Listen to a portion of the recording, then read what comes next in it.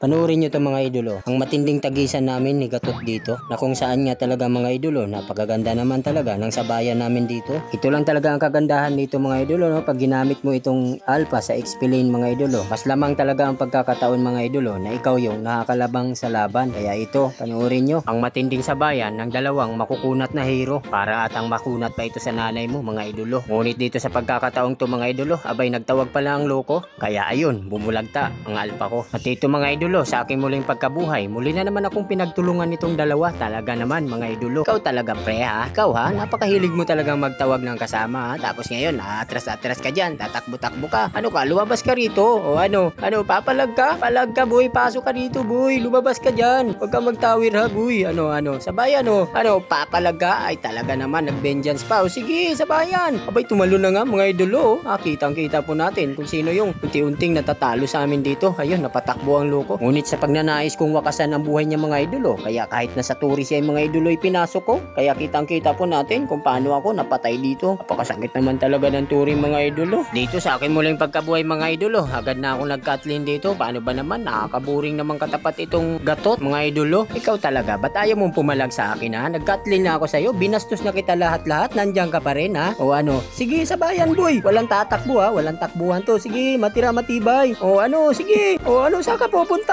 Ha? Saan ka po? Abay, tika lang, pumalag pa. Talaga naman, pumapalag pa. O, tipi. Oy, pre, kumusta? Buhay ka na pala, nakapagpahinga ka ba ng maayos? O sige, daragan ulit tayo. Bugbugan ulit? Sige, sabayan ha, walang atrasan to boy. O, sige, palag, sige. O, tulog ka na naman. Yun nga mga idolo, matapos ang napakahabang pakipagbalagbagan mga idolo. Ayun, nakamit natin ang ating panalo.